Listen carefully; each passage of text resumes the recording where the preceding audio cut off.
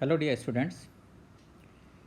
आज YDSE में हम लोग ये डिस्कस करेंगे कि if screen is placed perpendicular to line joining S1 S2 तो एनालिसिस किस तरीके से डिफरेंट हो जाता है।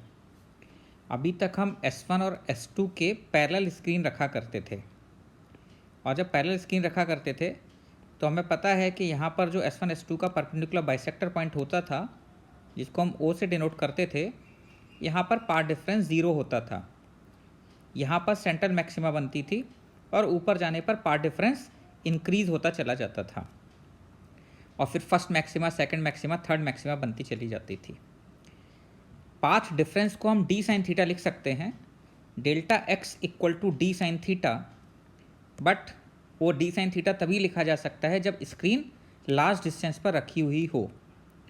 तो अगर हम स्क्रीन को लार्ज डिस्टेंस पर रख रहे हैं और वहाँ पर अगर हम कोई भी पॉइंट P कंसीडर करें, जैसे हमने यहाँ पर स्क्रीन रखी है, मैं कोई पॉइंट P कंसीडर कर लेता हूँ, तो S2P माइनस S1P, ये जो पाथ डिफरेंस होगा डेल्टा एक्स, ये डी साइन थीटा के बराबर होगा। ऐसा तो हम देख ही चुके हैं, क्योंकि पॉइंट P को लार्ज डिस्टेंस पर होना चाहिए।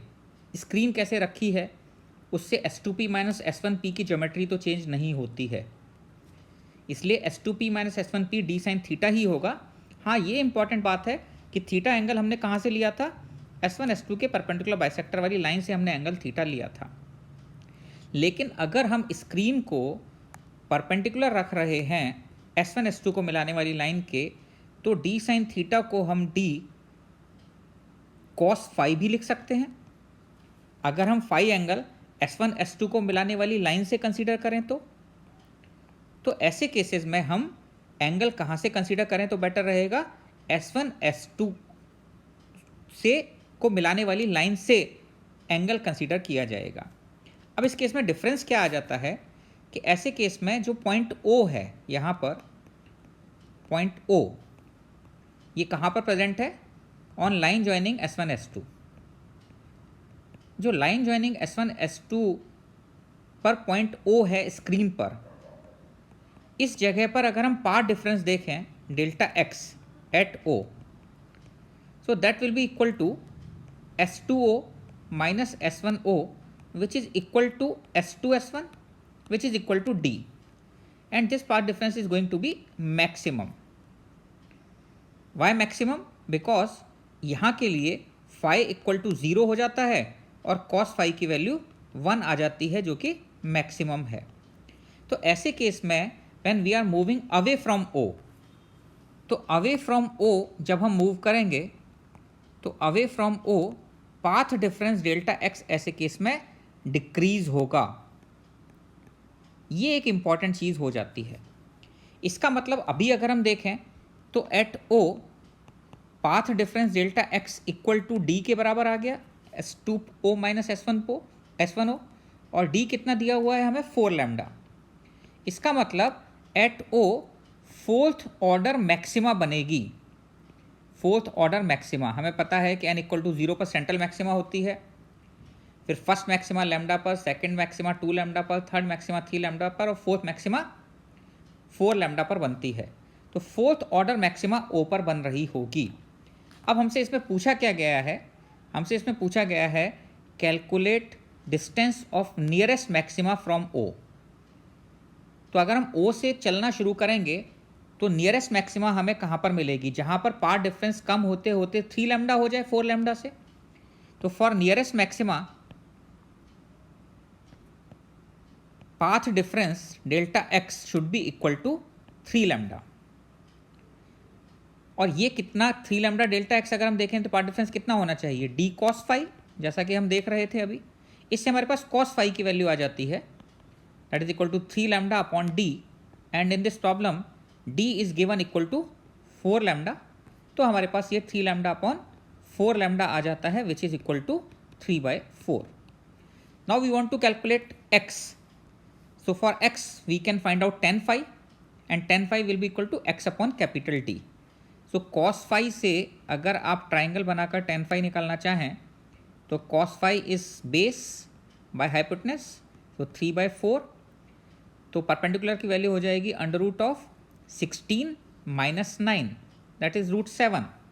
So tan phi comes out to be root 7 divided by 3 and this should be equal to x by capital D. So x will be equal to root 7 by 3 into d. ये हमारे पास value आ जाती है. अगर हमें d की value given है तो वैल्यू पुट करके हम डिस्टेंस कैलकुलेट कर सकते हैं. इसके बाद वो अगर आपसे पूछे कि नेक्स्ट मैक्सिमा कहाँ पर बनेगी तो डेल्टा एक्स को 2 लैम्डा ले लेंगे और अगर उसके आगे पूछे तो डेल्टा एक्स को लैम्डा ले लेंगे. फॉर नियरेस्ट मिनिमा अगर आपको निकालना हो from O, for nearest minima अगर हमसे पूछा जाता, इस क्वेश्चन में पूछा नहीं गया है, for nearest minima from O हम पार्ट डिफरेंस कितना ले लेते, डेल्टा एक्स 4 लैम्डा से कम होते होते जब ये 3.5 लैम्डा हो जाता तो 3.5 लैम्डा पर हमें मिनिमा मिलती, that is equal to 7 lambda by 2. तो delta X equal to 7 lambda by 2 आ जाता.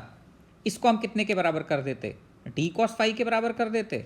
इससे हमारे पास कॉस फाई की वैल्यू आ जाती 7 lambda upon 2d which is equal to 4 lambda और ये आपके पास 7/8 आ जाता. अब इसके बाद आप tan फाई की वैल्यू निकाल सकते थे और फिर अगेन tan फाई को x डिवाइडेड बाई d कर देते तो x की वैल्यू d tan फाई यहाँ से पता लग जाती है आपके पास, जहाँ से tan फाई की वैल्यू आप कैलकुलेट कर सकते हैं जैसे हमने लास्ट एग्जाम्पल में निकाली.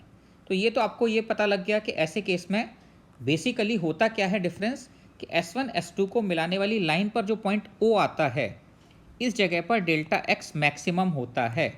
इस जगह पर हम path difference delta x maximum लिख सकते हैं क्योंकि कॉस फाई की वैल्यू मैक्सिमम है.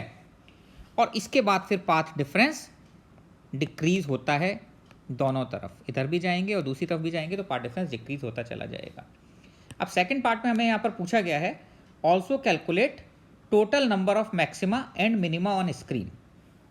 तो total number of maxima and minima के लिए आप देख सकते हैं कि path difference delta x for maxima कितना होगा, 4 लैम्डा होगा.